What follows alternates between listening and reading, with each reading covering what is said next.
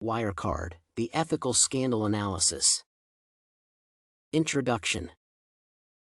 Wirecard is a German company that provides financial services, the most critical of which is processing payments. It was founded in 1999, and Markus Braun, who served as CEO until the peak of the firm's scandal in late 2019 and early 2020, at which point he had to resign. Under his leadership, the business became an early online payment service provider and established a powerful position in the market.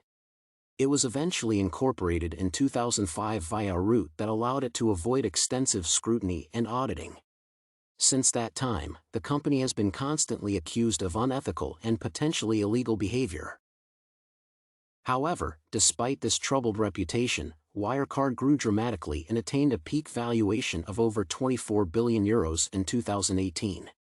At the same time, allegations of particularly egregious misconduct in Singapore surfaced, and the company's failure to address the matter internally led to the involvement of the police and global publicity.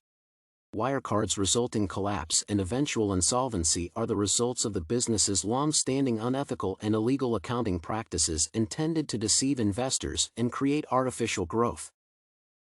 Point. Deceptive accounting is a somewhat regular occurrence in the business environment, whether it results from carelessness or intentional behavior. In Wirecard's case, one may initially argue that, although the scale of the fraud was massive at approximately €2.1 billion, it was localized in the Philippines and the result of the work of some rogue employees.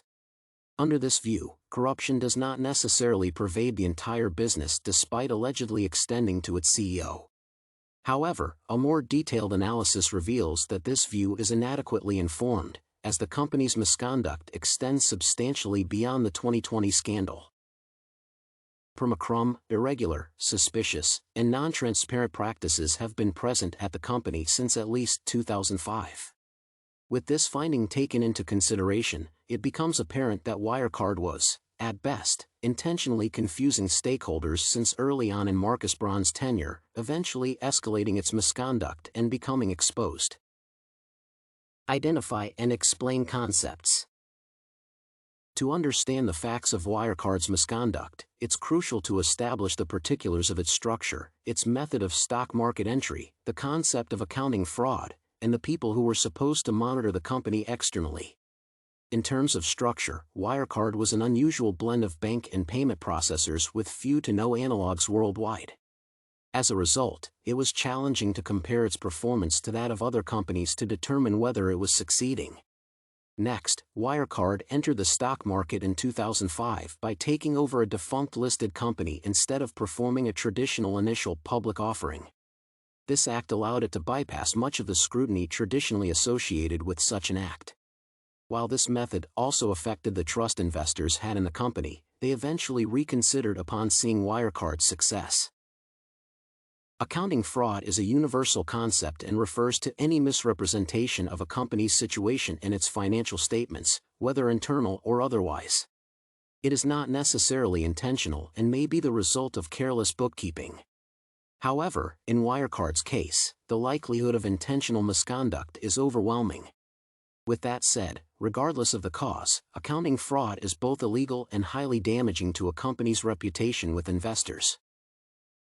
The concept of auditing ties into this idea, as it is the task of auditing firms to notice any concerning signs in a business's outward appearance and expose them as early as possible.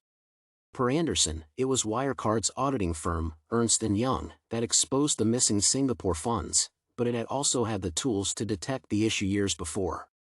Moreover, this oversight happened in Germany, which is known for its notoriously strict laws surrounding auditing firms. While this legislation prevents a conflict of interest where a firm is both an auditor and a consultant for another, it is possible that another form of unethical relationship was present. Connect the facts. Both Wirecard's unusual structure and its method of market entry suggest a desire to avoid scrutiny by investors and obfuscate its operations.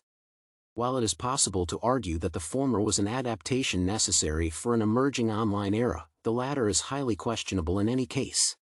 The concerning signs discussed by both McCrum and Kowsmann support the hypothesis that Wirecard had stopped operating with an ethical mindset early on in its existence. These indicators include discrepancies in the company's financial statements, which are often considered early warning signs of accounting fraud. Nevertheless, these signs were not taken into consideration, as the company's rapid growth indicates. It should also be noted that Ernst Young has been involved in several similarly large-scale scandals recently, notably that of Luke King Coffee, another company that misrepresented its rapid growth.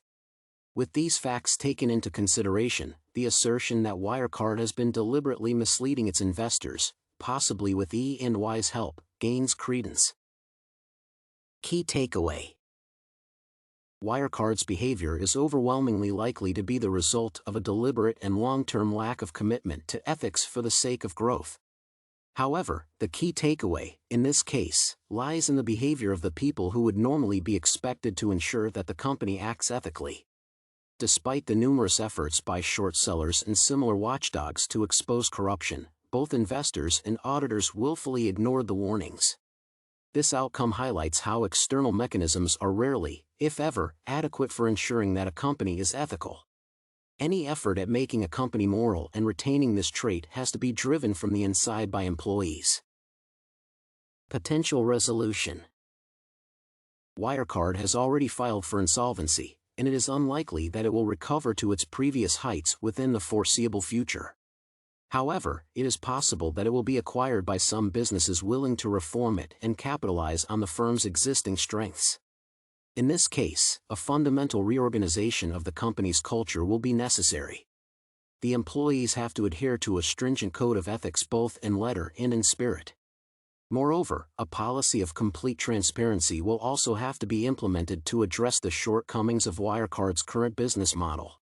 Having made these commitments and delivered on them, it may be able to recover the trust of customers and investors in the future. Conclusion: the Wirecard scandal highlights how unethical behavior is not limited solely to a company or a department thereof. Other stakeholders are willing to tolerate and potentially abet it so long as doing so aligns with their short-term profit motives. As such, it is possible for overtly unethical and highly suspicious companies such as Wirecard to become some of the largest businesses in the world. Increased vigilance to avoid such issues is required of every participant in the market, but an internal commitment to moral behavior is particularly critical.